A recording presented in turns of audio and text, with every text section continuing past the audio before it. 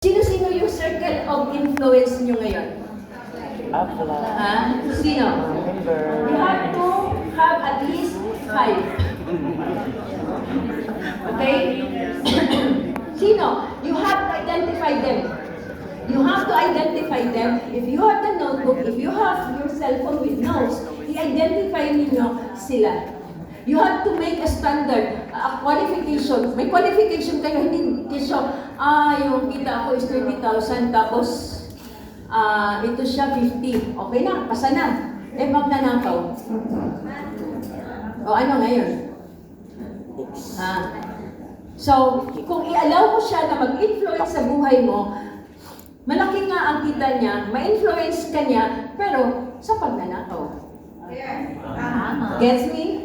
So, it's your responsibility to choose who would you like to influence you, and you have to name them. And then, once you name them, okay, treat them to lunch.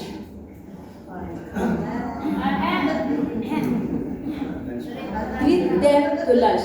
Dito ako pumalya, year 2000. I have a full library of Bob Proctor.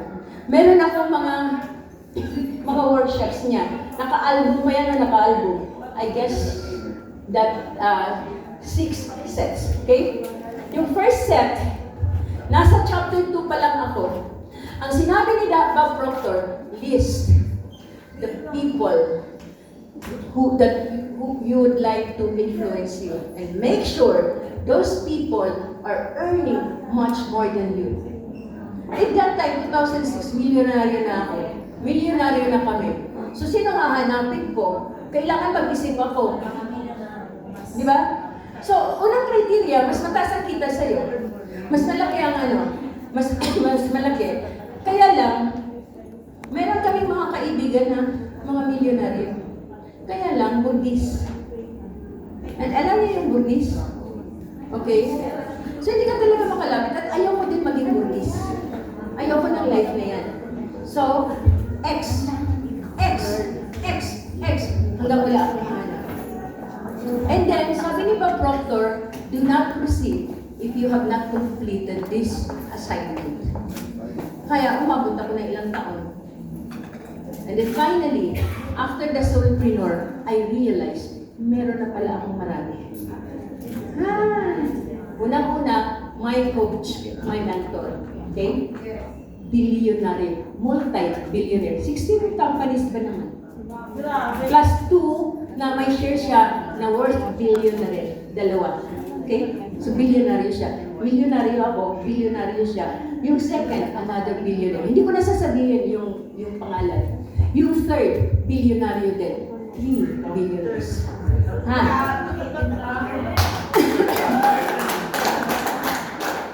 Next is, hindi siya billionaire. Multi-millionaire. Okay? Next is multi-millionaire. Okay? So, it's your responsibility to choose. Okay? And then treat them for lunch. Ito sila nakalagay. Pag pupunta sila ng Davao, amin sila. Ibig sabihin, kami yung magtitreat sa kanila. Are you with me? Kami yung magtitreat sa kanila. Pag naabutan sila ng lunch sa Davao or dinner, kami yon magtitreat. Kasi part of building that circle of influence. Now, paano yung mga downlines ko? Paano yung mga uplines ko? Kung mas malaki ang kita mo kaysa upline mo,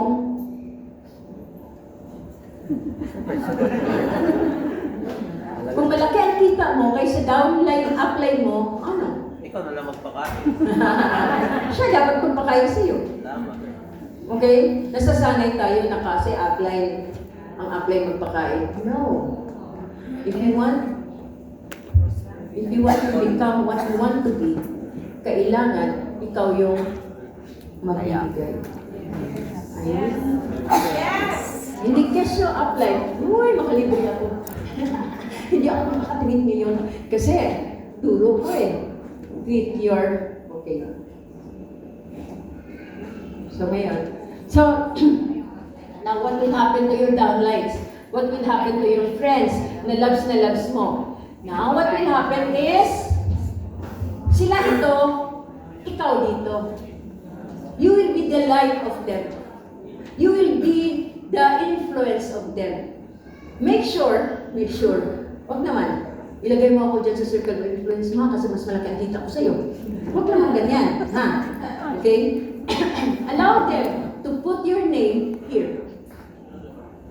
Okay? Another person, allow them to put your name as their circle of influence. Sarap nun, di ba? Okay? So wala kang iiwanan. May nag-i-influence sa'yo, okay? May pinagpunang ka ng wisdom and whatever, but then, you are also the light of other people. And so many people. Di ba? Meron kang 5, pero ilan ang naglista ng pangalan mo na sila yung nag-influence, ikaw yung nag-influence sa buhay nila. When that time happens, you are a great person. Okay? Tanong? Yes, sir. Yes, individual. Oh, pwede naman, couple. Pwede couple. Pero kung ang couple, halimbawa, positive yung husband, ang asawa negative, kung isama yung negative. Isama. Pero pag pareho sila pareho sila ng mindset, yung pareho sila ng pananaw sa buhay, it's okay. Okay? Sana kayo, assignment niyo yan. It's up to you. Pwede nyo gawin, pwede hindi. Nasa sa inyo yan, results. Look at your results. Okay? Pag walang nangyari sa 6 months, na ginawa nyo ito, huwag nyo akong questionin, ha? Huwag nyo akong questionin. Do not question me. Question yourself. Where are you coming from? Kuha. Nakuha mo, Karen? Klaro ba? Okay. Next slide. Naka-screenshot ha, pati yung mga side comments ni Darling. Okay. You know what happened?